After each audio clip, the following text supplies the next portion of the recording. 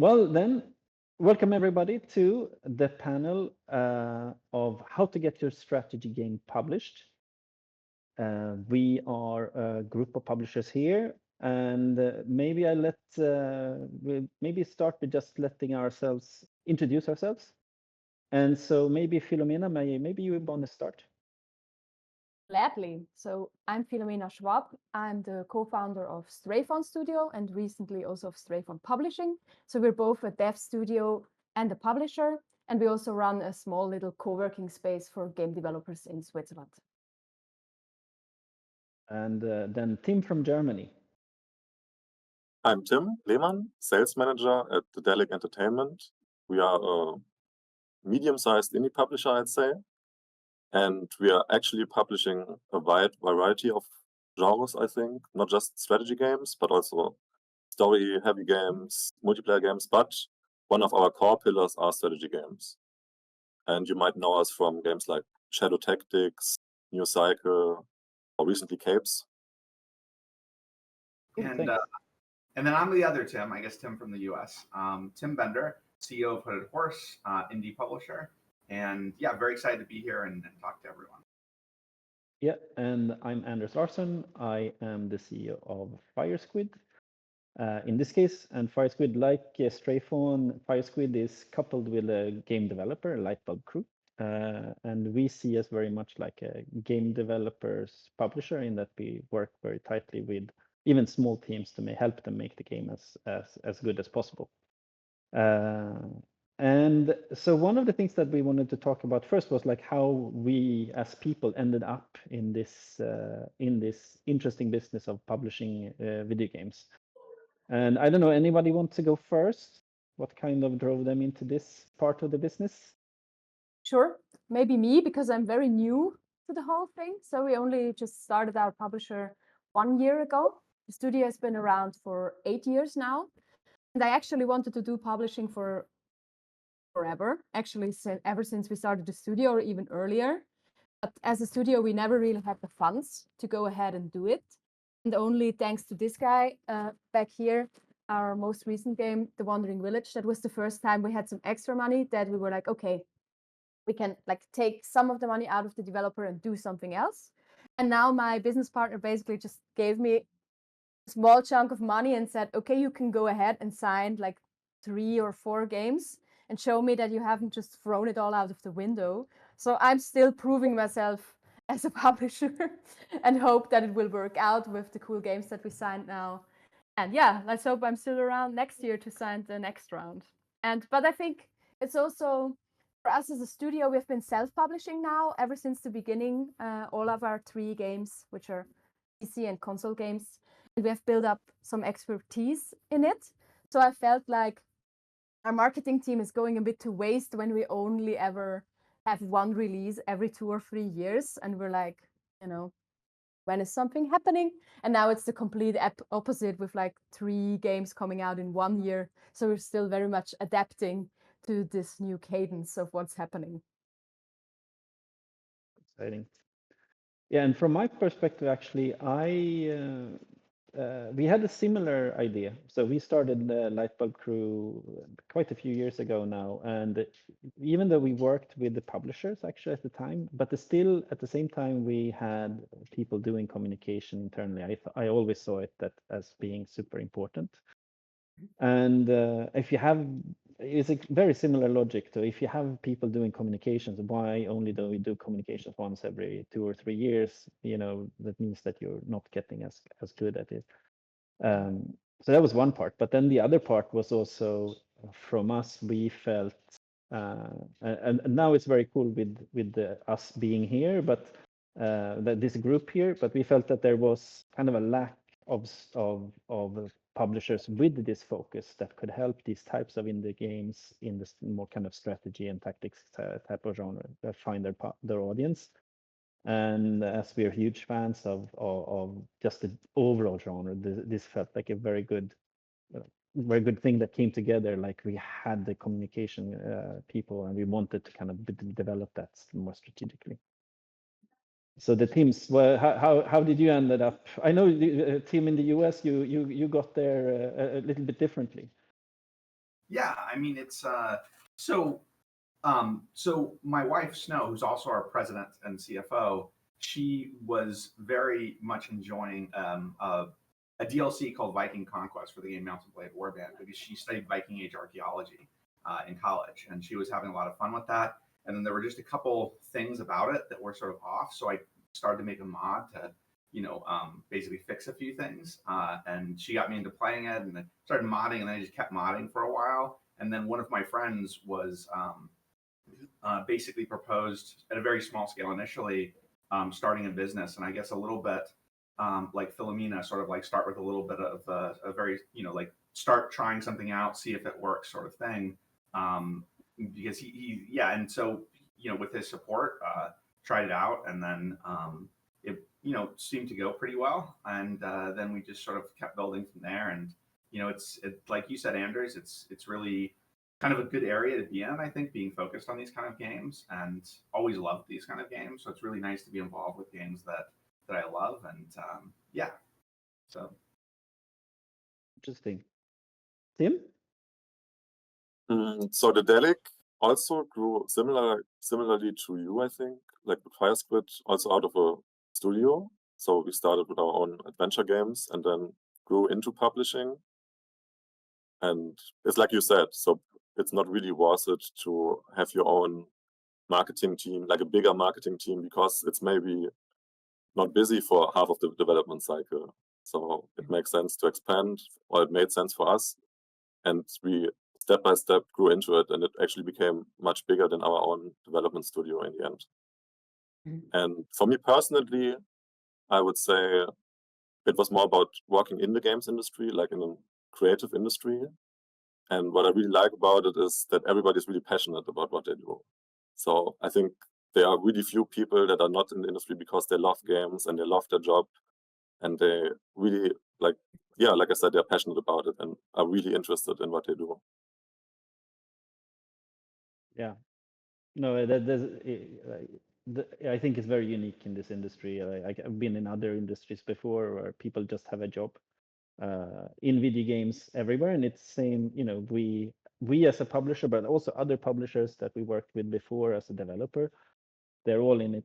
I would say for the love of the industry, actually, and it makes it pretty unique to have shared that kind of love for what you're doing.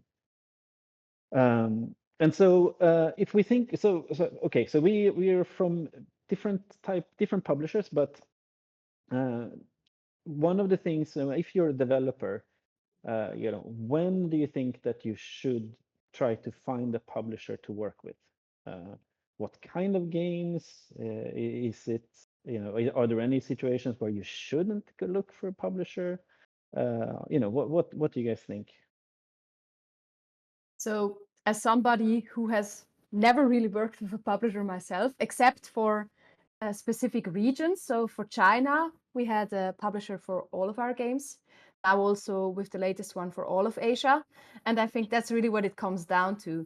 Do you have the knowledge and like the connections, ideally, also for these regions to promote the game there? For us in the beginning, when we first started the studio, we had quite a few publishing offers, and then we were always like, but they wanted to take a pretty big share. And we were always like, are these people really going to be worth this share? And also my first experience, my first ever game I actually made before starting the studio was a mobile game, and there I had a publisher, and unfortunately it really didn't work out with the marketing. And that's when I kind of swore to myself that next time I fail, it would be my own fault. And that's why our studio then historically didn't have a publisher for the first game. And then because that went well, we continued to do it like that. But also we had me and also some other people in the team that were inherently interested in the whole marketing thing. I wrote my master thesis about community building for indie game developers and crowdfunding. So I had a strong interest in actually trying to build up this following. And I think if you don't have a person like that, and it can be absolutely a good idea to partner up with somebody. Yeah.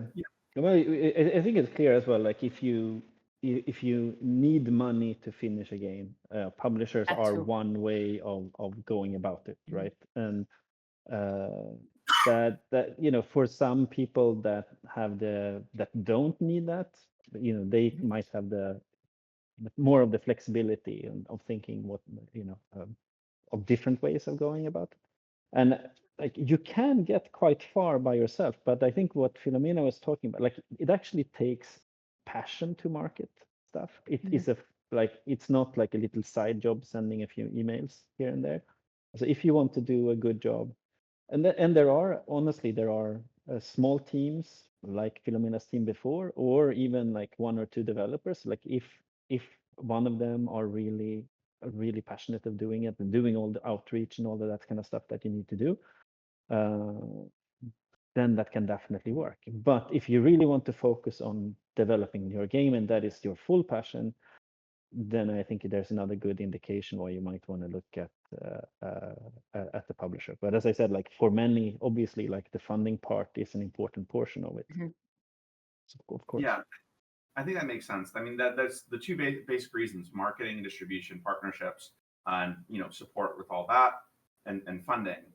And I do very much agree with what Philomena said, that like building up your own internal capacity is always great. And also, I would say this is that it allows you to come at publishing from a position of strength, and also the best. Some of the best. I mean, like so the class. So if we look at like what makes some of the mistakes that I see publishers sometimes fall into when they're marketing games is they don't really understand the games that they're marketing. Mhm. They look for a broad sort of like successful game that, oh, that sold a lot, and now try to shove this game to look as closely to that as possible. And the thing is, like, that's the kind of thing that developers tend not to make a mistake when they're marketing their own game. So if you're getting with a publisher Mhm. and do that deal, make sure that they're not the sort of publisher that's going to do that. They're the sort of publisher that's going to understand your game, because it's the difference is clear. And there's just so many great self-published studios as well. I mean, the thing is, Philomena and Strafon would have been like my go-to example of the self-published studio that knows how to perfectly. And Wandering Village is the perfect set piece for that if this were a couple of years ago. But now they're a publisher themselves, which is also great because then you can talk to Philomena and maybe take the advantage of that by signing a publishing deal there. There are others too. They're like Mechanistry with Timberborn, right? Like you look at that, you know what they're doing, like and so it's there is that. But like Anders said, it's also a choice. Like you may not want to go that route. You may not want to build in the internal capacity, or you may decide like, what, I want to go to a group that's already proven that they know how to do this, because it's always risky building up your own capacity. So there is that choice there. I absolutely agree with everything both of you said. Mm. Yeah. No, I like what we did. I think even if you go with the publisher, I think it's good to, and this is what our way into this, right? Like we went with a publisher before we released the game with Focus Entertainment, but we made sure that we had people dedicated. I spent an enormous amount of time communicating directly with the players, and I think even if you're working with a publisher, like being an active driver in the communication yourself as an indie developer, I think is really helpful, because also it's also a force multiplier, right? Like these are smaller games. It's not going to be spent hundreds of thousands or millions of dollars in like marketing them.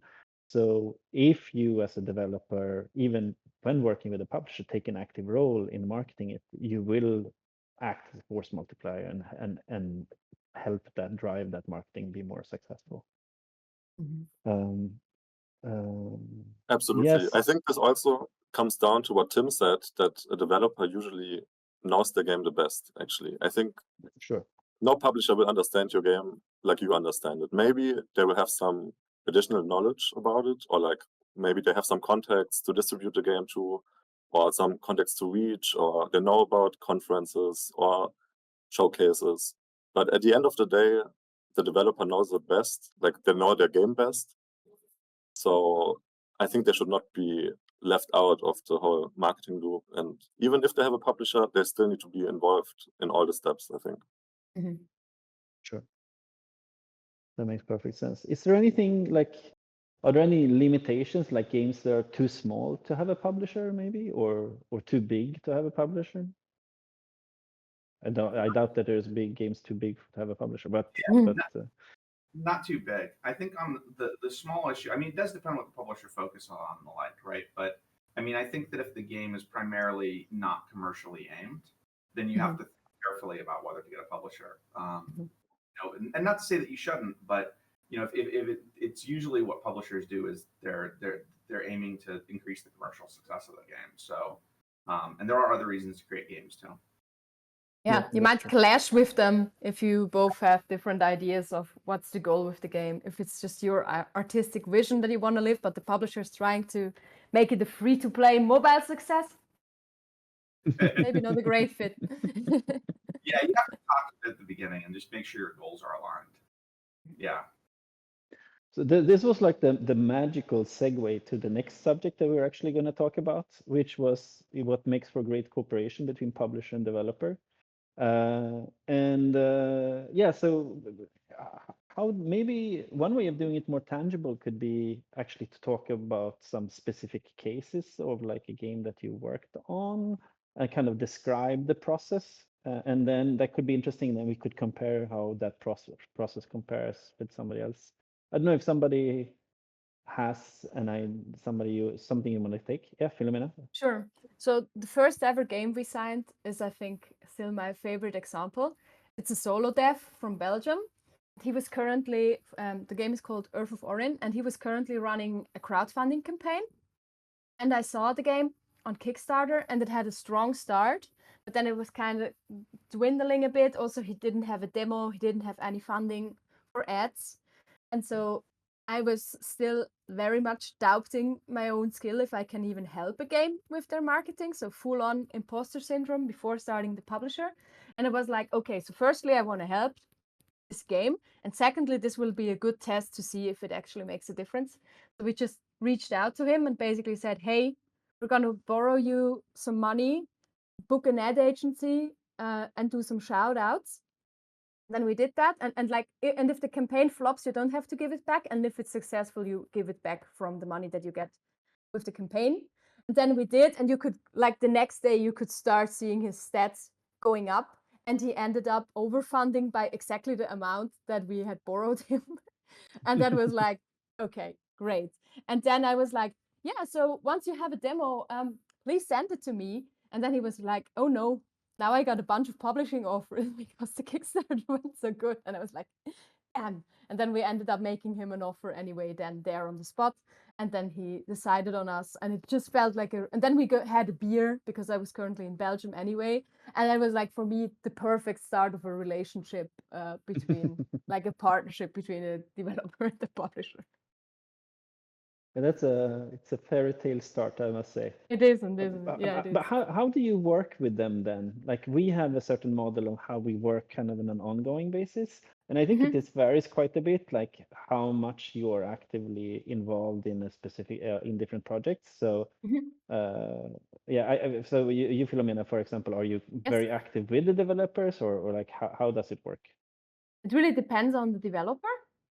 So we just basically look. So then again, we don't have as much experience as any of you guys yet. So the first game we're actually publishing is going to come out in like a month or so.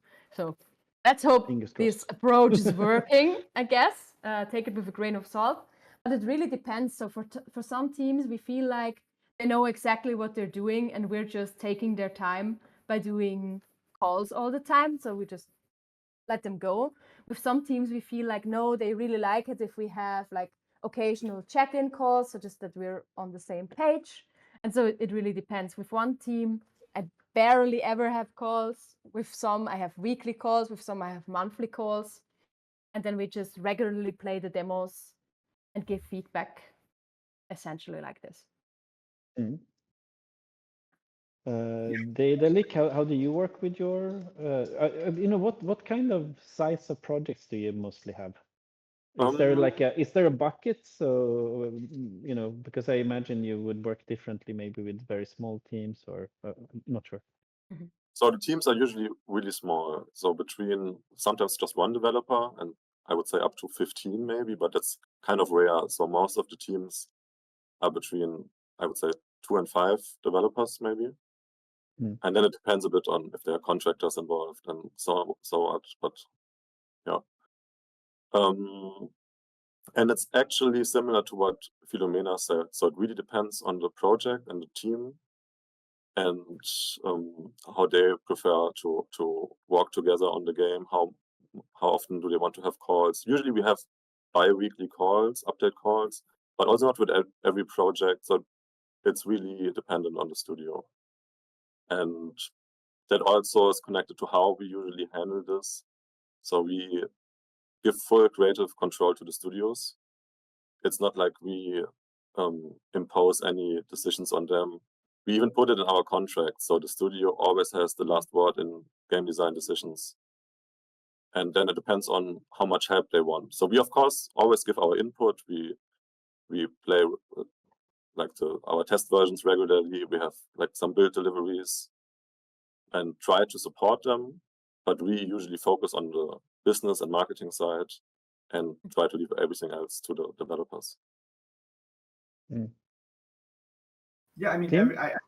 I don't have much good to add because that's all sounds right to me. I mean, what Filomena was saying about being adaptive to the teams and, you know, just yeah, it's I mean, that's the best way to do it. You can't fit everything into one size fits all. You've got to, you know, figure out what's the communication style that works for them, that they prefer, and changes over the stage of the game, and what's needed. It's because it'll be more frequent, less frequent, different forms of communication.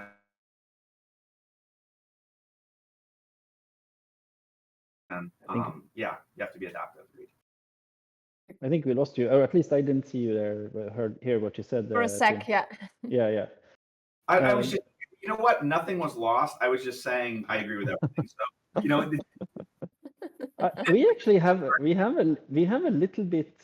I think we have a little bit different approach then, I would say, because we try to have a kind of more, probably maybe it's not that little, but we try to have a more structured approach. So, for example, we do one thing early on that I really like that we actually picked up from another publisher, is that we have a first kind of workshop where everybody who will be working on the team, from marketing and the developer, even if it's you know, 1 or 2 developers and then but everybody else, but we actually discuss quite detailed, like what are the unique selling points, what's the vision for the game, who is it for, and all that kind of stuff. And we do that really early on in the development, so that ideally you kind of already get the messages the right way. And most of all, like, hopefully everybody who's going to work on the game understand what the game is and has the same idea of who the game is for. And that is something, well, at least I think it's really appreciated, and at least I really appreciate it, because often smaller developers haven't really thought it through in that same sense. They have something that is good, but it's not necessarily so that they know why it's good or for whom it's good. And then together, it's really nice then to kind of from that kind of extract, like, okay, so these are the audiences and so on, and do that together. So I think that's a really super helpful thing at the beginning. And then we do have a structure of QA and so on that we try to apply to all games, even very small games, like we have with the 2 developers or up to whatever 10 or 15.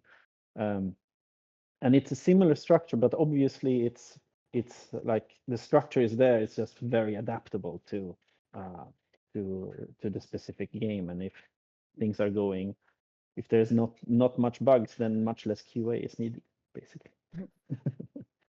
So, but we do it. We try to have like a formula as if we were a big publisher, but we're not. Like we're very few people involved, but we're trying to have like this formula that we can follow and that's supposed to be helpful at every stage. I would be super curious how many people are actually involved in all of your publishers. I may. In terms of, yeah. Like in terms of total employees or so on? Yeah, for example. Yeah, so for us, it's like for in terms of the full-time employees, right now we are it depends a little bit because we have people that are on temporary contracts. Are they supposed to be calculated into full-time employees? I'm not sure. Then we also have certain specialists that are, for example, somebody who works with influence or like creator management and so on, who is working part-time and as a dedicated. But if you count everyone, it's up that has like full-time jobs right now. I think it's 7 so far. So Something like 7 that. full-time and some part-time people. Yes, exactly. And then and of the 7 full-time, like in terms of actual full-time contracts inside the company, it's 4 or 5. I think. What do you guys look like? For us, it's 4 part-time people that are involved in it. So if you count it all together, it's like 1 or 1.5 full-time people, which is, I feel like we need to get a few more people in, or like a few more freelancers in, because now we're already at like 4 games. So I feel, yeah, we need some extra.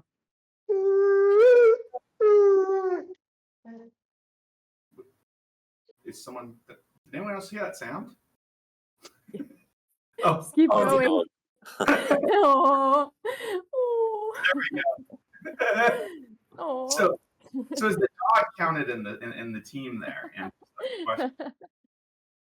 so so we're like the bloated, inefficient giant team here, but we're about 30 people.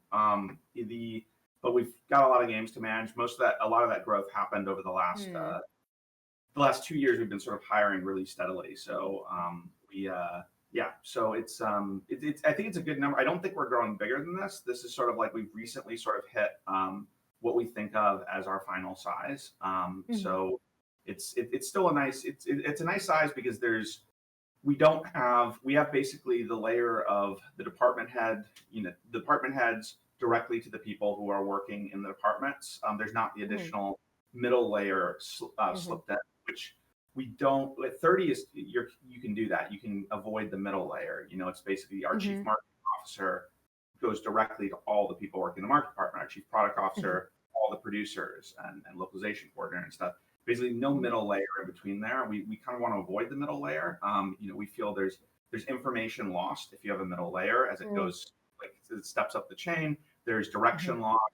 There's less awareness strategically of what's happening, and it disconnects the people who are sort of because one or chief marketing officer is still directly in there digging into the marketing of everything. So so we're basically stopping here because if we go any bigger, it would require a middle layer, and we're going to avoid that. I'll remind you of this in 2 years and see if you're really if you're stuck there.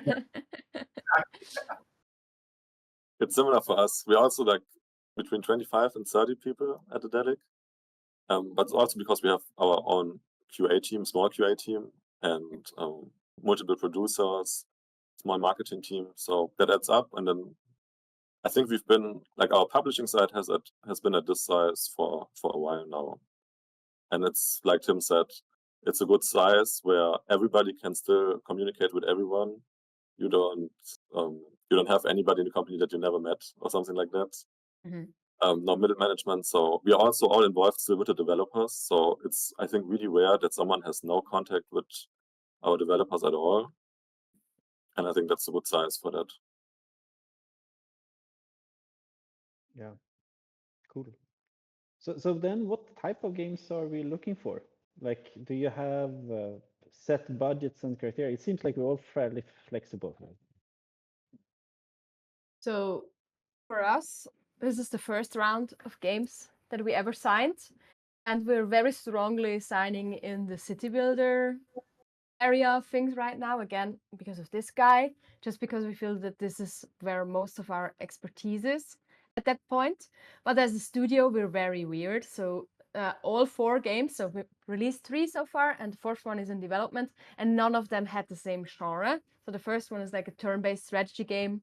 and we made like an action building game, and we made a city builder, and now we're making a roguelike deck builder with a claw machine. So it's like all over the place. So I felt like we're really not capitalizing also a bit on the communities that we build up for these games. So I felt like we should actually make a city builder as our next game again, probably because then we can bring on board the people from Wandering Village. But instead, since my team is just incredibly creative and I cannot tell them what to do whatsoever, we just decided to take this aspect of the strategy and put it into the publisher. So I think our published games will try to fit what we're also making in the studio. So if the roguelike deck builder is going amazing, then we would maybe sign in the next round both city builders and some roguelike deck builders, because we have the contacts and the audience for it. And so I'm wondering if this will keep up, or if at some point the publisher is also going to start influencing what we're developing, because, oh, we published, I don't know, an RPG that's doing great, and then suddenly, why don't we also make an RPG? But at this point, it's like the developer influencing what the publisher is doing. For us, it's similar because we also have a lot of different genres, and that's why we also don't look for one particular genre when we meet developers. It might be that we think city builders are going really well for us, and for example, this year we had a really successful city builder. So we are trying to go maybe a bit more in this direction, but actually what we're looking for when we're looking for games are interesting pitches with really passionate developers. Like they really know what game they want to build. They know their USPs, and so that's more important to us than actually the genre or something like that. So we are really looking at individual games, at individual visions of the games. We're pretty genre focused on strategy, RPG, simulations, and there's some room around the edges there, because we look for things like if a game has strategic and tactical elements built upon some other genre, then that's fine too. And so yeah, a sort of broad conception of those genre areas. Yeah. For us, it's similar, and in a sense, it's a broader sense of the strategy genre than Filomena was talking about, but it's the logic is a little bit similar. We want there to be a high likelihood that you would like another game. Like if you like one of our games, there should be a high likelihood that you will like the other games or some other games as well. That's obviously not always going to be the case, but that's basically the fundamental idea, and then that's how we do it. Hey, welcome back.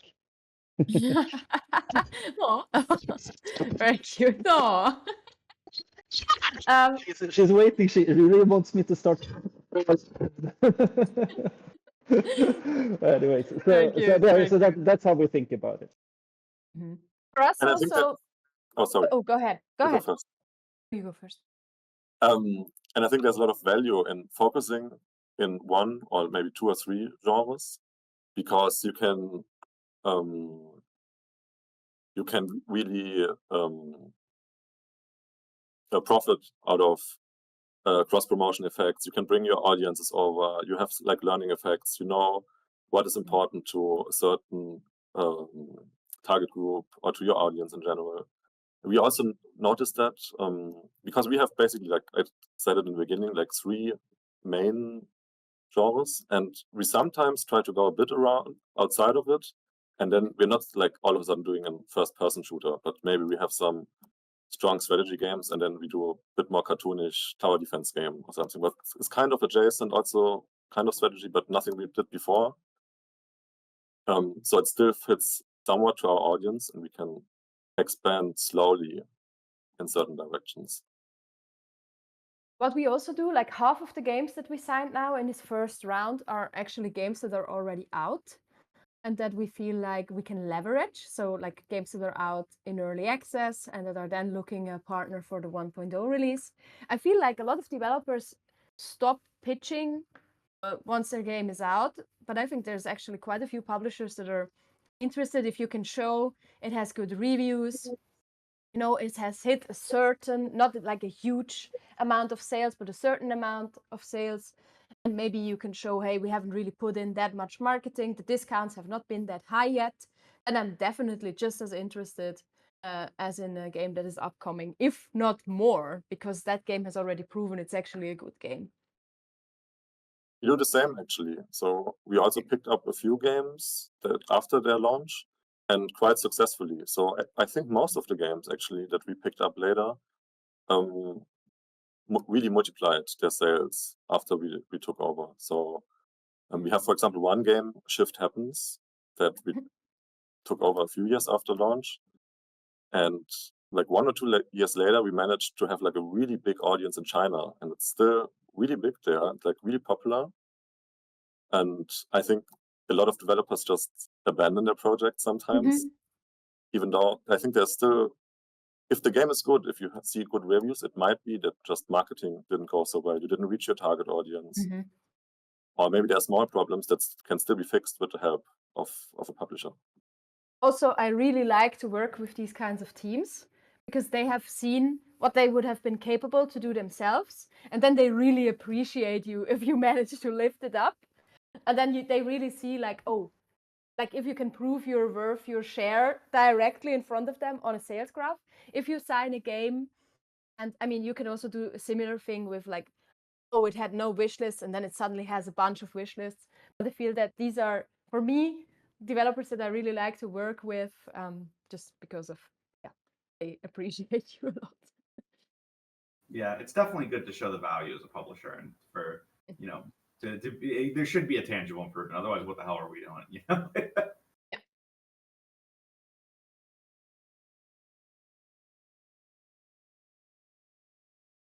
So let's see here. I actually lost my thread for a second.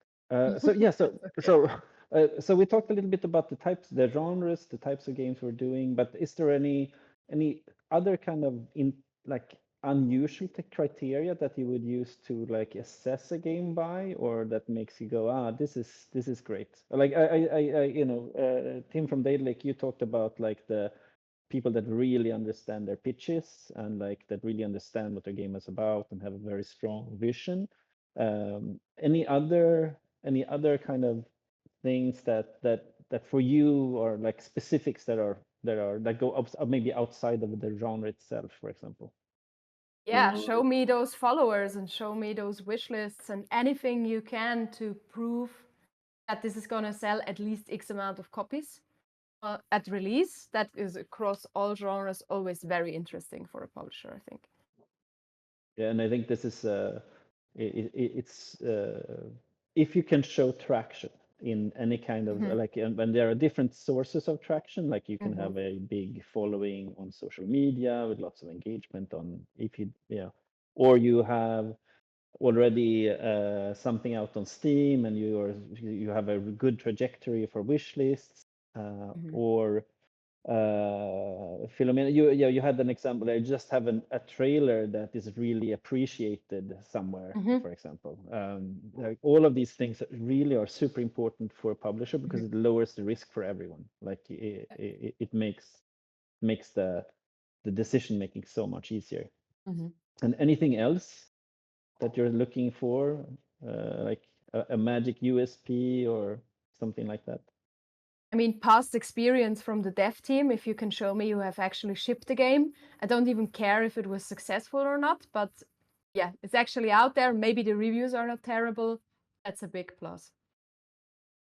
So that's why I think that like it's really good if you're just a small team and you make a small game in half a year, put it out and put it in your portfolio. That will so much decrease the risk than if you work with a first-time developer. I actually think it doesn't have to sell a lot, but I think it is important. Like it's a good indicator if it's well reviewed or not. To be honest, because there is something. Getting a game out is literally very easy. Getting a good game out is very, very hard, unfortunately. Yes. Yeah. All right. So okay. So we found the perfect game now. What is the process? Like, how does it work? How long does it take? What's the how do they get in touch with you? How do you find them? Well, we heard you, Filomena, you got in touch with somebody that you saw that they were struggling with their plan. But what are some of the ways? Yeah, I mean, Daedalic maybe? Daedalic Sorry. team? So we actually have a lot of different ways to find games. So we go scouting to conferences. So we usually are at most major conferences with like 2 or 3 members of the team. And then our publishing director and our CEO usually have meetings all day during Gamescom. Like they see 30 pitches a day. I don't know. So, but at the same time, we also, like the whole team keeps their eyes open on Steam, on social media, Reddit, Twitter, everywhere. So if we find a game that looks interesting, no matter the size or the studio, we share it internally, and we have we call it a green light process, where some members of the team go through the games and discuss which are interesting, and then we reach out. Or sometimes they just send us a pitch deck. We have like an email, an available email address where you can send us your pitch decks, and then we look at all of those. So there are a lot of ways to get our attention and to get in contact with us, or we get in contact with you. Anything to add? So this is the contact phase. So then okay, what happens? Like, okay, now they're in touch. They have a great pitch. They manage to show some nice numbers at some point for followers, or we just see that it looks sexy as hell. What happens then? I think the most important. Oh, sorry. Can you go? No, Tim, go ahead. No, it's all right. Jeremy. Just so for us, it's usually really fast. So I think we have there are not a lot of hands where your pitch needs to go through. Usually it reaches like the people that decide immediately or like really quickly. So what happens if we agree on a game is that our CEO and our publishing director visit the studio, no matter where they are usually. So I know we have like studios in the east of Europe or in America or everywhere, I'd say. And then they try to get like a bit of a personal feel for the relationship and how they work and if we would get along. And then after that, if that works out well, it's just a matter of like weeks maybe. It depends always. Sometimes there's some longer negotiations, but they're not so long usually. We have really fair terms, I think. So if everybody agrees, it goes sometimes really quick. I think. Go ahead, Tim. It's all right. No. You were cut off earlier. Come on. Well, I mean, if I let you speak, though, you'll probably say this. I've had this. I'm agreeing with everyone throughout this panel, so I think I should let you go, and then we'll see if I've got anything to add left. No. All right. Well, I think that the most critical thing is the build itself, which can be at varying states, and honestly, it doesn't matter if it crashes every 10 minutes. But the build itself as showing something unique to love about the game. And I think that's just the most critical thing. Because when you dig into it, I mean, there's so many games that are wonderful, and I don't mean there isn't something to love about every game. Like someone's created it, there's going to be something special. There's going to be something they put in there. But if you really wrap your head around what is there unique to love about this game, what player is going to fall in love with it? Why are they going to fall in love with it? How have they been thinking about this unique thing? Its contribution to video games as an art as well, but just that thing that players will appreciate and will appreciate. Really understanding how that's executed in that build, and seeing that it's executed well and that it delivers on that promise of that thing to love. That is just it's of the most that I think is the single most important thing. And then after that, of course, it's very important to then meet the developer, talk to the developer, and make sure that goals are aligned and how you think about things in terms of the working with it and what their specific goals are, because it could be very different, right? Like it's if you've got we've got one of the most important things to us is long-term support and expansion of games, like that. And you've got to meet the developer, because it could be totally reasonable for a developer to think, plan that they're just going to be done as soon as the game's released, and that's reasonable. Like everyone can have all sorts of plans, but if that's that would be different than what we would want to go as the goal, and that's one of many sort of, I think, ways in which you could discover that your goals aren't aligned. And if the goals aren't aligned, then best to figure it out right at the beginning. So I would say those are the two most critical things. The first one is just that build and how it demonstrates the execution of the thing there is to love, the promise of the game. And the second being making sure goals are aligned, your ways of working will mesh well, just making sure everyone understands it's going to be a smooth relationship. You sometimes sign games. Sorry, I have a quick question. Do you sometimes sign games without a build, like because the studio maybe they have a good track record or something like that? Yeah, it happens. That happened for you?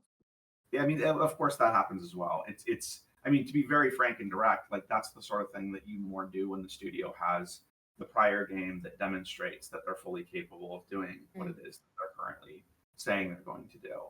So you're dealing with a studio that has made a great tactical game, and they're making another great tactical game, then that can be a bit different, and then you can see it in their prior execution, and in talking to them about how they intend to execute it this time. And then there's other times when there's the in-between times when there isn't a build that the developer is going to send you, but there is them opening up their computer and they can show you around something because they're they haven't packaged up the state, at least they feel comfortable. I find a lot of developers are understandably very committed to the quality of what they send out. So sometimes you run up in circumstances where they're not ready to send that thing to you, but if you get them on a call and you say, well, open it up, show me around, let's talk a bit. It's like, hey, can I see this? And they'll show you around, and you can sort of. So there's that in between too. But yeah, there's times when no build is required, but just to set expectations right. I think that's the province of experienced devs, second games. It's really hard if it's the first game of that developer to sign a game without a build of some kind. At least them showing you around something. Yeah, I think, and now specifically, there is at all budget levels in the industry, there is less money going around for lots and lots of good ideas, and I think it would be right now it would be extremely challenging to sign games of many budget levels without a really compelling build of some kind. I think personally, it's fine that you can separate, for example, game mechanics and visuals. For example, that's one thing that you don't necessarily have to have a build where the game mechanics and the visuals are perfectly polished together, but you do have to have great visuals somewhere, and you have to have great mechanics somewhere, and maybe they're together, but they don't have to be. Yeah, we also in our own studio for the Wandering Village, we had 2 separate prototypes, one for gameplay and one for visuals. So yeah, for me, the gameplay one would be the most important, and then just some mock-ups visually so I can see where you're taking it.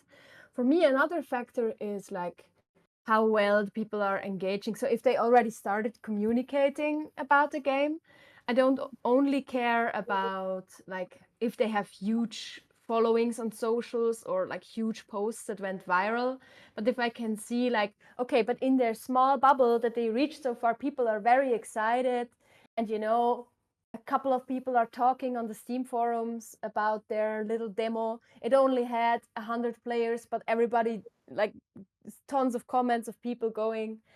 I think that's also a big plus for me. There's something to talk about the game already. Yeah, and it's one of these alternative ways of showing traction, and I think honestly as a publisher as well, one of the challenges is how can you find these alternative ways of finding traction. And because if a game already has 100,000 wish lists, everybody else knows about it, and everybody knows that it's interesting. But how can you find a game that has the potential to get 100,000 wish lists? Yes, that is super interesting. It's not easy. Yeah.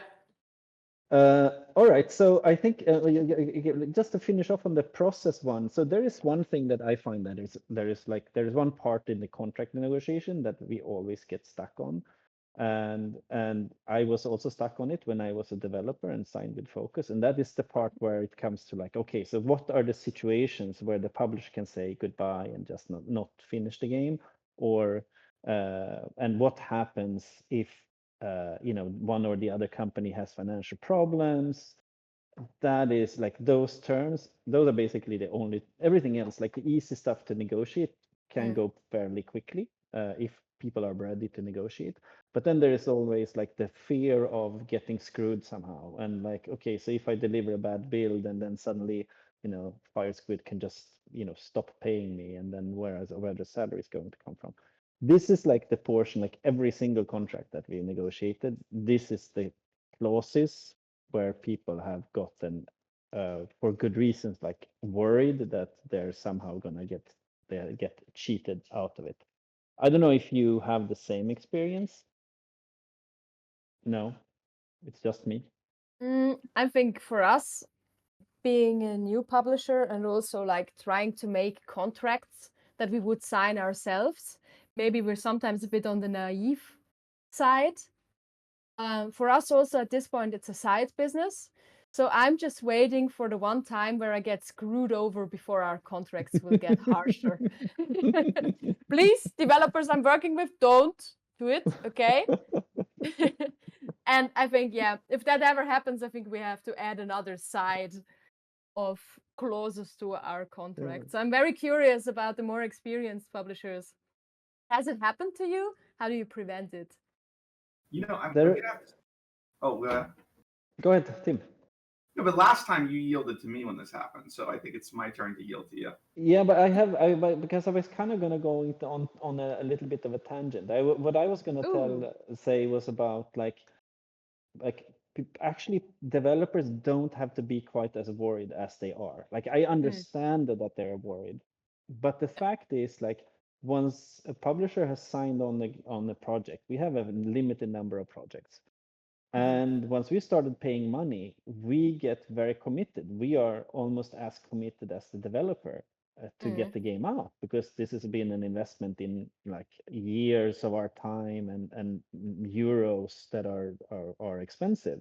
And so let's say a project ends up in some kind of problems down the line. First of all projects end up in problem down the line, whether they're internal, at Lightbulb Crew or stuff that we signed or other games. And the thing is, like, I would say like a very, very large majority of cases, both parties have a very strong incentive to just kind of work it out and find an normal solution. Because otherwise, what happens if you just stop paying the developer, for example? You just spent all that money and time, and now you have nothing, and you have a gap in your release schedule when you wanted to have all of that money coming in. Like that, like there is very strongly aligned incentives actually at some point. And I know for a fact that Tim is working very hard to resolve problems if there are problems in his game development or in the games that he's developing, and I'm sure Daedalic does that as well. But what would be interesting is like, do you know of any of these cases where it actually really, really went poorly, or have you been involved in any of those yet? So I think what I would say, and it is, response to the tangent a bit, is that I think, so I'm going to sound like a little bit of a jerk here, but I think all of us need to recognize as publishers, and I think we do. Everyone here is I think, pretty great. But the truth is, most publishers aren't pretty great. Most indie publishers are predatory, opportunistic. Like we are, for better or worse, we're part of a broader industry where I hope that all of us here, and I think all of us here, are trying to do it better and more reasonably. But the broader industry of indie publishers is historically opportunistic and predatory, and has continued to be that way. And I think, I've seen, because developer friends have sent me some of the contracts that they've been served up by publishers. I've seen a contract where the publisher has absolute discretion to say a milestone fails. And if they say a milestone fails, can claim declare the developer reached the contract and claim ownership of the game. Like that's the kind of stuff that's out there. What did you say? I need to take notes here. So what? No notes. Close your ears, That guys. sounds like a great idea. But that's the kind of stuff they're seeing. And at the same time, Anders, what you were saying was totally reasonable. The incentives are aligned, right? We should all like care about the project. But yet we see again and again in things like, oh, the corporate strategy of a publisher has shifted, and suddenly they're no longer willing to give money to developers they signed a year ago under the prior corporate strategy. Or like, oh, macroeconomic trends, and we're going to cancel this. I mean, indie publishing is not good generally, right? There are tons of problems, and that's the thing. We've all got to try to do better. I think we all here are doing better, but broadly, God, the number of predatory, opportunistic, short-sighted, overly profit motive indie publishers out there. So I think that we see this a lot, especially with devs who had a bad experience with a prior publisher, or that I'm talking to, just like there's scars of that. Even if they've never worked with another publisher, just talking to them, seeing some of the contracts, seeing how they're treated in negotiation. And that's why we end up with a lot of concerns that, in the end, they're just, they seem like they shouldn't be concerns to us, and maybe they shouldn't be in a better world. But, like the indie publishing still has a lot of room as a general group to grow and become better for developers to become more trusting, I think. Yeah. I think there's one thing that's important to understand as well, and now I'm gonna defend publishers because I am one. The thing is, money is expensive, and when you do invest in a game, for example, and it depends, it really, and it also it is gonna. I wanted us to talk a little bit about contract terms as well, just following up on this, and it's kind of linked in that, depending on the state of a game and how much traction you have shown, and how much is left to do in a game, like the level of risk that you're taking as an investor in that game varies enormously. Like if you, let's say that somebody would have invested in Wandering Village when just after you kind of got that like huge takeoff in wish listing and all that kind of stuff, suddenly the risk in that project was just much lower. Yes. But in many cases, like there is money to pay out, and you really have, like, even us that do this for a living, it is really unpredictable what's in the end going to succeed or not before you have all of these like signs of traction, etc. And I'm going to add on to that, like now, for example, it used to be like if you get to X wish list, the release will go fine. The variation now in terms of conversion of wish lists is enormous. So we, for example, we just released a game that I'm super proud of, Rios 2, that had wish listed fine, but had a great conversion rate and like actually converted better than I would have expected it. So in the end, that turned out to be a great release. And then earlier we had games that had the same number of wish lists that just converted horribly. And the difference between the same number, literally same number within a few thousand wish lists, it's like a difference of 10x in sales. And so the risk, even when you start to see certain traction and so on, remains very, very, very high. And so this is like publishers, because we're willing to take that risk. That is also part of our, like, that's our function in this whole ecosystem. And I think some developers haven't really understood what the function is.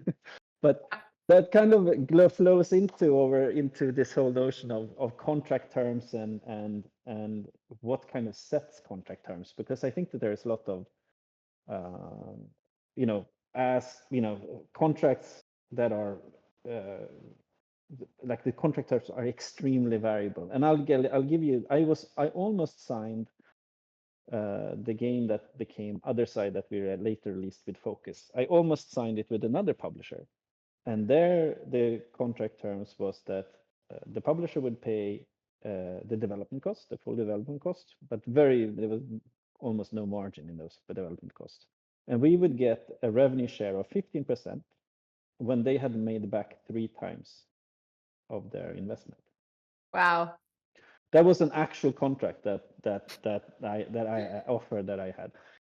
Yeah, sure. They Damn. were going to pay the full game development cost, and it was like a, other side is kind of a little AA game or whatever. But still, like that is the type of that is one end of the terms that you heard, and maybe we can talk about like what do in the game terms look like from your perspective. Anyone ready to go?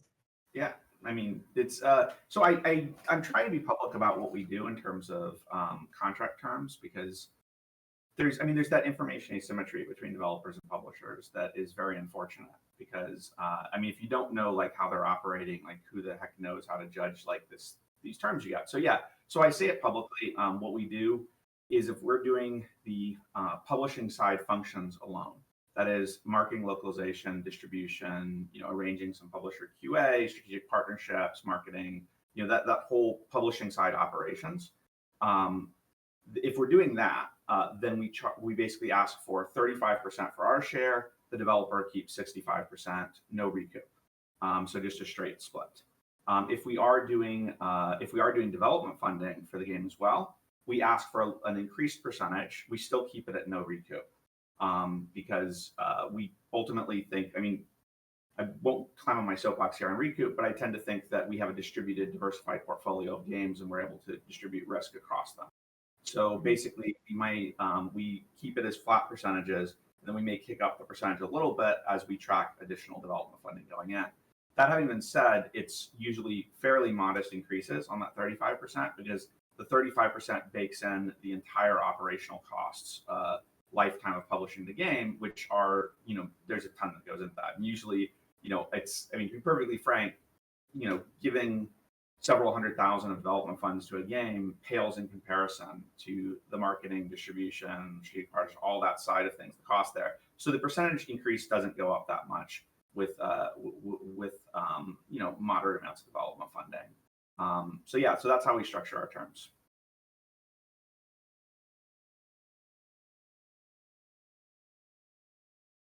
More, Tim? Go for it. Yeah, for us, it also depends a lot on the project. So we don't really have like one cut and dry a template or something that we give everyone. So it's really depending on the project. But we also range between 30 and 50% usually, I would say, depending on also what we do. So if we fund the project, how much of the project we fund. Sometimes the game is almost finished already, and we just have the developer over the last year or half a year sometimes until release. And sometimes there's not even one line of code, and we start working with the developer, and then we ask for a bigger share depending on that, how big our investment is and how big the risk is.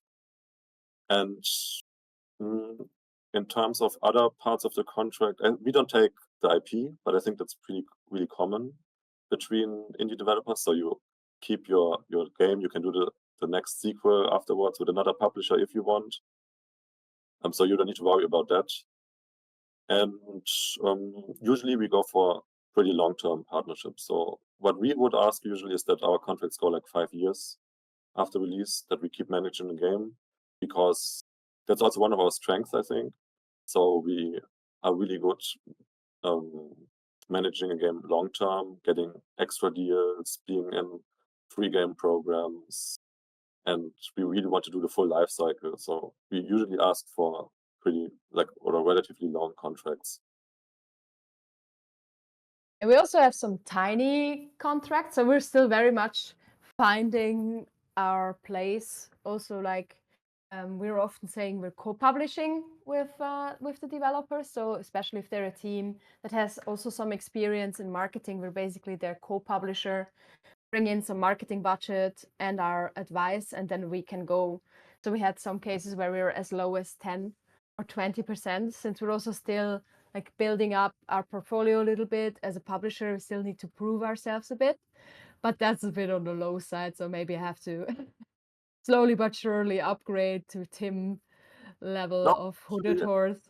For some games, we also do super low shares. So for example, if the game is already released, like we talked about earlier, then it can be like 10%, even less sometimes. We were discussing one contract like between around 5% even. because it's not so much work anymore for us, and Yeah. like the developer just wants to save on time, like in putting on sales and stuff like that. So it can Yeah. also be really low, I think. Yeah, I'm still figuring it out, seeing if I can hopefully get some of the games we signed profitable, and then starting to settling into what worked, I guess. If you think about common terms, I think often have these breakpoints when you as the contract that I described that was offered to us earlier that in the end didn't work out.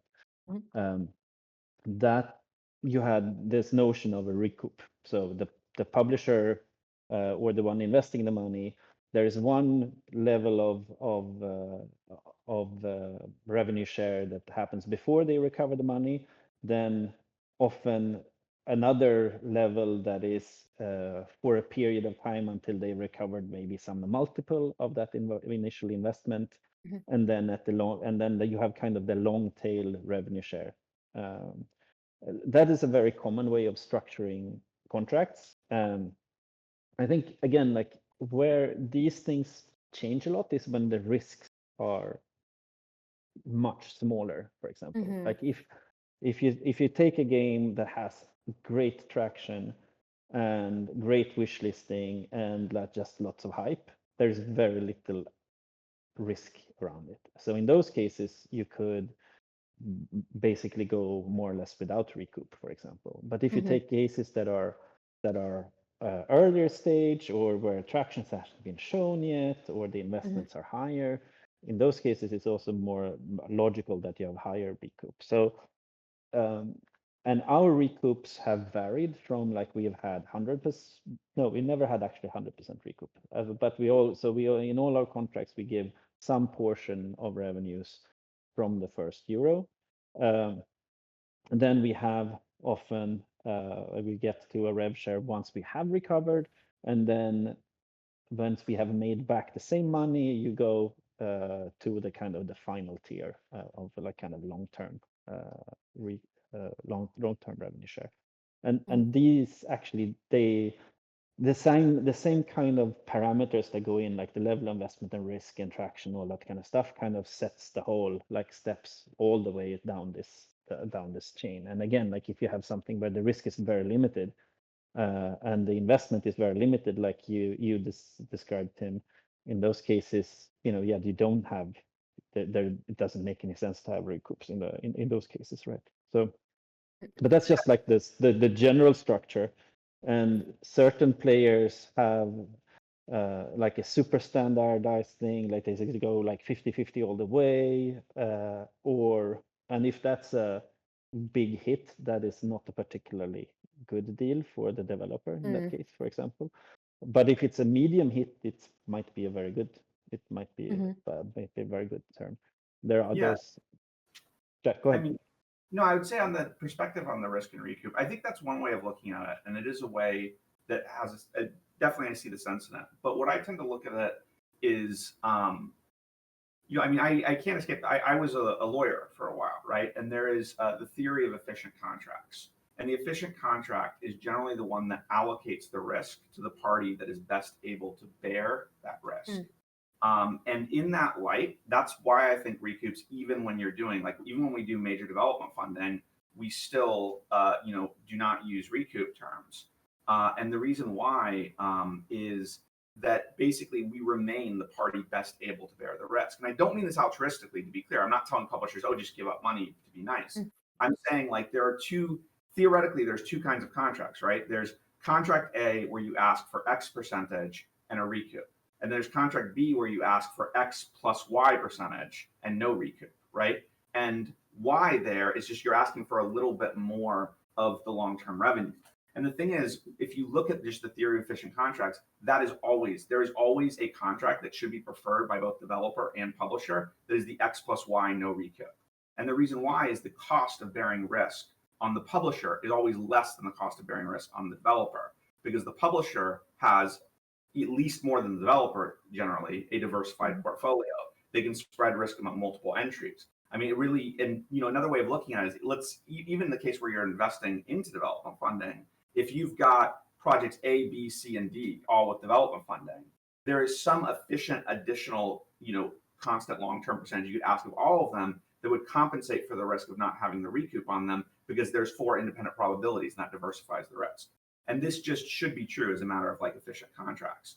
And so basically, I'm not here to say publishers sacrifice yourselves, because that's not it's a silly thing to say, right? Like, it's not going to do anything. What I'd rather say is that be a little more greedy in one way, ask for a little bit more long-term percentage, and be a little bit less in another way, get rid of the recoups. And there should be some Y additional percentage that you can figure out with the developer, where both you and the developer are left more happy than you are with a recoup contract.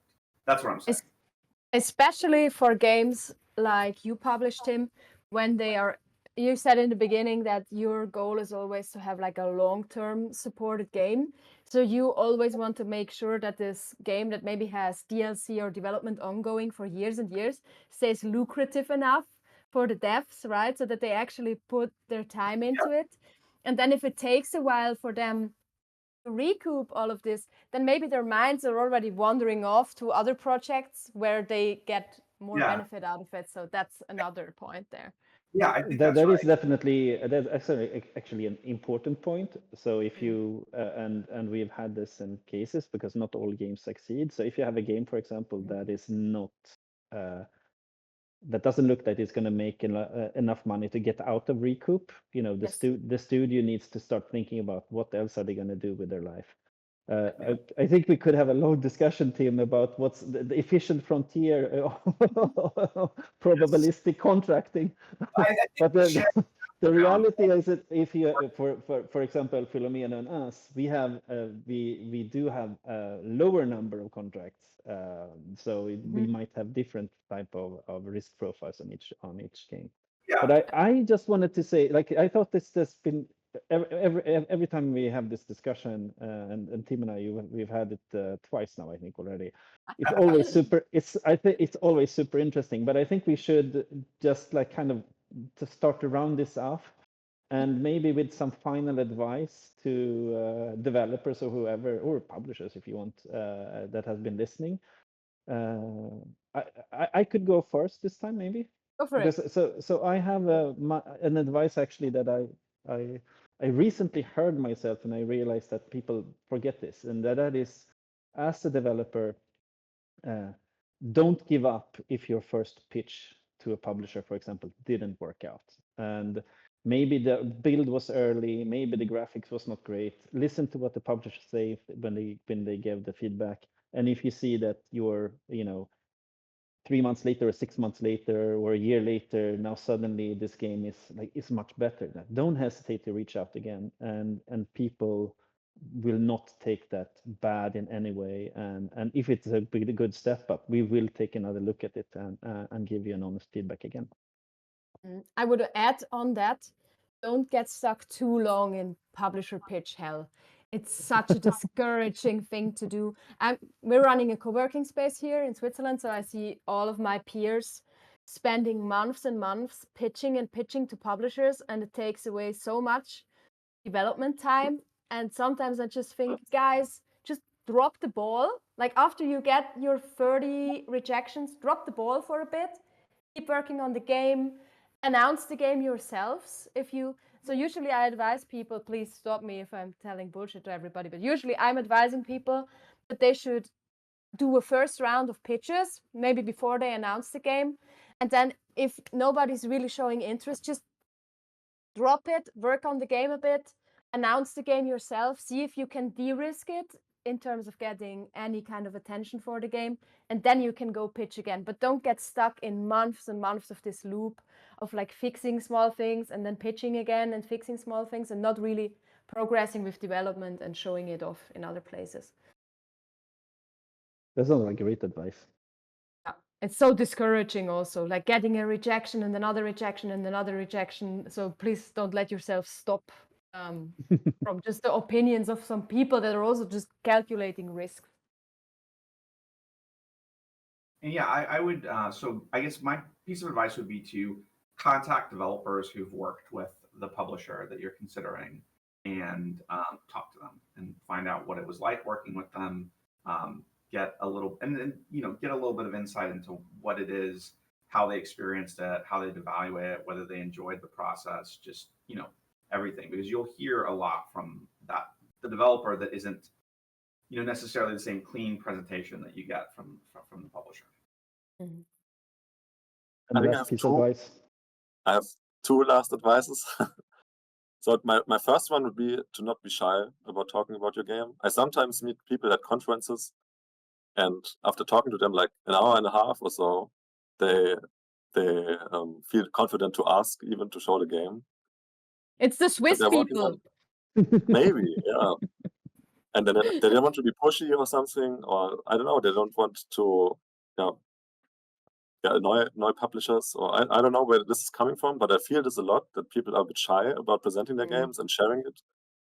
And I think there's really no need to. Like, everybody in the industry understands how much passion and how much work goes into games, and nobody is mean, I think, about it. Like, even if someone doesn't like a game, they understand that there's like a lot of work into it. Sometimes it doesn't work out. Maybe they don't get it.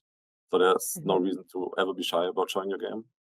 And the second advice would be to ask for help. So I think that's also related to everybody being really open and interested in helping and working on games. And usually I ask all the time other developers, other publishers for their opinions or help on stuff. And I almost always get a response, and everybody's really helpful and open to work together or to find solutions for stuff or to share knowledge. That's also kind of what we do here, right? Like, we try to help others. So there's always an option to just reach out. Totally. Absolutely. Great advice. Thank you so much, everyone, for coming and for participating. I learned again a bunch of stuff about publishing, and it's always a pleasure.